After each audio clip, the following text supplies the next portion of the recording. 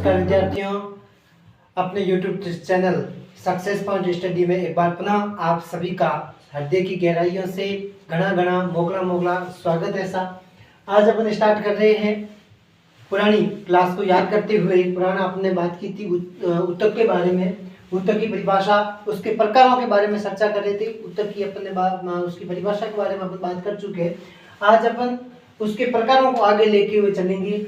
पहला जो प्रकार है वो है पादप उत्तक, जिसको प्लांट टिश्यू कहते हैं। उसके बारे में अपन ने उसके पादप उत्तक के पहले प्रकार विभेज्य उत्तक के बारे में अपन ने चर्चा कर ली है। आज अपन अभी बात करेंगे स्थायी उत्तक के बारे में। किसके बारे में? स्थायी उत्तक के बारे में आज अपन चर्चा करेंगे। स्थायी उत्तक क्या होता है, ध्यान से समझना बच्चों। अगर कुछ भी समझ में नहीं आए तो कमेंट के अंदर अपनी राय देना कि सर जी यहाँ पे समझ नहीं आई तो झट मंगनी पट ब्याह तो हाथ जवाब मिलेगा। ठीक है, ध्यान से देखना। विभेजक द्वारा बनी कोशिकाएं विभाजित होती है। विभेजक द्वारा जो कोशिकाएं बनती है वो क्या होती है? विभाजित होती है। और विभाजित होने के बाद में आगे लिखा है तब अपनी शक्ति को खो देती है। जब विभेजक द्वारा कोशिकाएं विभाजित होती क्या होगी? विभाजित होगी। और जब विभाजित होती है तो उसके अंदर क्या करती है? अपनी शक्ति को खो देती है, कमजोर पड़ जाती है। क्या पड़ जाती है? कमजोर पड़ जाती है। ठीक है, जिसके फलस्वरूप स्थायी उत्तक का निर्माण करती है। जिसके फलस्वरूप किसका निर्माण करती है? स्थायी उत्तक का निर्माण करती है। अब इनको लग रहा है कि हम कमजोर पड़ गई, ठीक है, अब हमारा डेरा नहीं चलेगा। ठीक है, अपना डेरा अभी गड़बड़ हो चुका है, अब अपन नहीं चलेंगे, अपनी सरकार साटी सरकार खत्म। अब क्या करेंगे? ऐसा करते हैं नए उत्तक को बनाएंगे तो वो शरीर के अंदर प्रक्रियाएं चलाता रहेगा। ठीक है, तो ये क्या करती है? स्थायी उत्तक का निर्माण करती है। ये प्रक्रिया पादप के अंदर होती है बच्चों। किसके अंदर होगी? पादप के अंदर होती है। तो ये क्या करती है? स्थायी उत्तक का निर्माण करती है। विभेजोत्तक की कोशिकाएं विशिष्टीकृत होकर स्थायी उत्तक का निर्माण करती है। विशिष्टीकृत का मतलब जब विभेजोत्तक की कोशिकाओं के अंदर क्या होगा? विशिष्ट प्रकार के रूप लेकर किसका निर्माण करती है? स्थायी उत्तक का निर्माण करती है। किसका निर्माण करेगी? स्थायी उत्तक का निर्माण करेगी। अब अपन बात करते हैं स्थायी उत्तक के प्रकारों के बारे में अपन चर्चा करेंगे। प्रथम प्रकार है सरल स्थायी उत्तक। ठीक है, सरल स्थायी उत्तक क्या होता है? ये केवल एक ही प्रकार की कोशिकाओं का समूह, केवल एक प्रकार की कोशिकाओं से मिलकर बना होता है। अलग अलग प्रकार की कोशिकाएं इसके अंदर नहीं पाई जाती, केवल एक ही प्रकार की कोशिकाएं होगी। उसका माप, उसका अमाप सबका क्या होगा? एक होगा। इस प्रकार की कोशिकाएं जिसके अंदर होती है वो कौन सा होता है? सरल स्थायी उत्तक होता है। सरल स्थायी उत्तक को दो भागों में बांटते हैं। एक होता है संरक्षी उत्तक और दूसरा होता है सहायक उत्तक। दोनों के बारे में अपन विस्तृत चर्चा करेंगे। एक होता है संरक्षी उत्तक, दूसरा कौन सा होता है विद्यार्थियों? सहायक उत्तक होता है। पहला जो उत्तक है वो है संरक्षी उत्तक। संरक्षी उत्तक का मुख्य कार्य सुरक्षा प्रदान करना है। सुरक्षा देता है ये किसको? उत्तक को। संरक्षी उत्तक का मुख्य कार्य होता है वो क्या होता है? सुरक्षा करना होता है। ये संरक्षण प्रदान करता है, सुरक्षा प्रदान करने का कार्य करता है। कौन करता है? संरक्षी उत्तक। इसके अंदर मुख्य भाग में से जो प्रथम भाग है उसके बारे में अपन चर्चा करते हैं। प्रथम भाग को कहते हैं एपिडर्मिस। विद्यार्थियों बहुत ज्यादा सरल है, ये बहुत ज्यादा सरल है। और अगर यहाँ पे ये समझ गए तो जिंदगी भर कहीं भी इसके संबंधित भटकने की जरूरत ही नहीं। एपिडर्मिस, प्रथम भाग है एपिडर्मिस। पौधों के सभी भाग जैसे पत्तियां, फूल, जड़ व तने की बाहरी परत कहलाती है। बाहर की तरफ जो परत होती है जैसे पत्तियां हो गई, फूल हो गई, जड़ हो गई, तने हो गए, इन सभी के अंदर ये पाया जाता है। पर बाहर की तरफ जो परत होती है ना, इस बाहर की परत के अंदर एपिडर्मिस उपस्थित होता है। कौन उपस्थित होता है? उत्तक। एपिडर्मिस उत्तक उपस्थित होते हैं। ठीक है, संरक्षी उत्तक के रूप में, सुरक्षा के गेटमैन, एकदम वॉचमैन के रूप में। ठीक है, तो ये क्या करते हैं? एपिडर्मिस के रूप में उपस्थित रहते हैं। ये क्यूटिकल से ढकी होती है। इनके अंदर एक दरो जैसा, एक मोम जैसा, गड्ढा मोम जैसा पदार्थ होता है। कैसा पदार्थ होता है? मोम जैसा इसके अंदर पदार्थ होता है, जिसको कहते हैं क्यूटिकल। क्या कहते हैं? क्यूटिकल। ये क्यूटिकल से ढके हुए होते हैं। कौन क्यूटिकल से ढके होते हैं? एपिडर्मिस। कार्य क्या होता है एपिडर्मिस का विद्यार्थियों? कार्य बाबू पौधों में सुरक्षा प्रदान करना। पौधों को क्या करते हैं? सुरक्षा प्रदान करने में कार्य करते हैं। पौधों को सुरक्षा देते हैं। मैंने कहा था गेटमैन, वॉचमैन बने रहते हैं। ठीक है, तो गेटमैन बनकर ये क्या करते हैं, पौधों को सुरक्षा प्रदान करते हैं। ये वाष्पोत्सर्जन को रोकते हैं। वाष्पोत्सर्जन की प्रक्रिया जैसे तना पत्ती उसके अंदर पानी आ गया, ठीक है, और जल की मात्रा व्यवस्थित रहती है। बिना पानी के तो पादप किस तरीके से वृद्धि करेंगे, नहीं कर पाएंगे ना। तो ये क्या करते हैं, जो पानी इनके पास में रहता है, इनके पास में फूल जड़ तने इनके अंदर पानी रहता है ना, जल रहता है, उस जल को क्या करते हैं, अगर ये एपिडर्मिस नहीं होता ना, कौन एपिडर्मिस, तो ये पूरा जो सूर्य के प्रकाश से या वाष्पीकरण के माध्यम से पूरा सूख जाता है। तो एपिडर्मिस क्या करते हैं, जल को रोकने में सहायता करते हैं, पानी को रोकते हैं तथा गैसों का आदान प्रदान करते हैं। गैसों का आदान प्रदान भी किसके अंदर होता है, एपिडर्मिस के अंदर होता है विद्यार्थियों। अगले अपन इसके मुख्य भाग की बारे में चर्चा करेंगे विद्यार्थियों। अब अपन बात करेंगे सरल स्थायी ऊतक के संरक्षित ऊतक के अंदर जो अगला दूसरा भाग है कार्क। कार्क क्या होता है, पौधे की लगातार वृद्धि के कारण जड़ व तने की परिधि में उपस्थित ऊतक कारक में बदल जाते हैं। पौधे की लगातार जो वृद्धि होती है, लगातार वृद्धि होने के कारण जो जड़ व तने की परिधि के अंदर जो ऊतक उपस्थित रहते हैं, जड़ व तने की परिधि के अंदर जो ऊतक उपस्थित रहते हैं वो किसके अंदर बदल जाते हैं, कारक में बदल जाते हैं।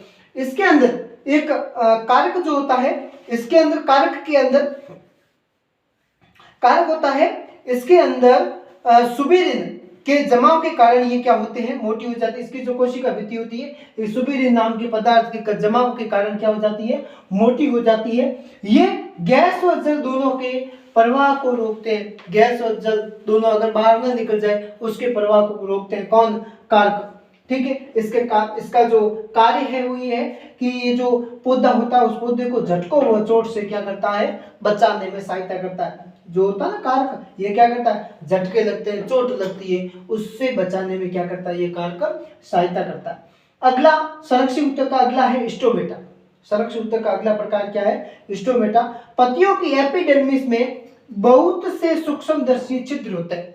पत्तियों की जो एपिडर्मिस होती है इसके अंदर बहुत से सूक्ष्मदर्शी छिद्र होते हैं जो कि वक्र के आकार के गाइड कोशिकाओं से घिरी होती है। जो किसके आकार के, वक्र, किडनी, उसके आकार की जो गाइड कोशिकाएं होती है उससे घिरी हुई होती है, ये स्टोमेटा कहलाती है। क्या कहलाती है, स्टोमेटा कहलाती है। पत्तियों की जो एपिडर्मिस होती है, एपिडर्मिस का मतलब समझते हो क्या होता है, बाहरी भाग। क्या होता है, बाहरी भाग। उसके अंदर बहुत से सूक्ष्म छिद्र होते हैं, छोटे छोटे सूक्ष्म छिद्र होते हैं जो कि वक्र के आकार की गाइड कोशिकाओं से घिरे होते हैं। वक्र है ना, वक्र के आकार की गाइड कोशिकाएं होती है उससे घिरे होते हैं, जिसको अपन क्या कहते हैं, स्टोमेटा कहते हैं। इसका स्टोमेटा का कार्य क्या होता है विद्यार्थियों, CO2 व O2 का आदान प्रदान व जल का वाष्प रूप में ह्रास करता है। कार्बन डाइऑक्साइड और ऑक्सीजन का आदान प्रदान और जल है वो वाष्प रूप में न बदल जाए उसको बचाने में ये क्या करता है, सहायता करता है। जल का वाष्प रूप में बचाने में सहायता करता है और कार्बन डाइऑक्साइड और ऑक्सीजन को क्या करता है, आदान प्रदान करने में क्या करता है, सहायता करता है। कौन करता है, स्टोमेटा। अगले अपन प्रकार की बात करेंगे, संरक्षित ऊतक का जो अगला प्रकार है उसके बारे में अपन बात करेंगे विद्यार्थियों। अब अपन बात करते हैं सरल स्थायी ऊतक का दूसरा प्रकार, सहायक ऊतक। पहला कौन सा था, संरक्षित ऊतक, दूसरा है सहायक ऊतक। ये तीन प्रकार के होते हैं, सहायक ऊतक होते हैं विद्यार्थियों, ये तीन प्रकार के होते हैं। पहला प्रकार है पेरेन्काइमा।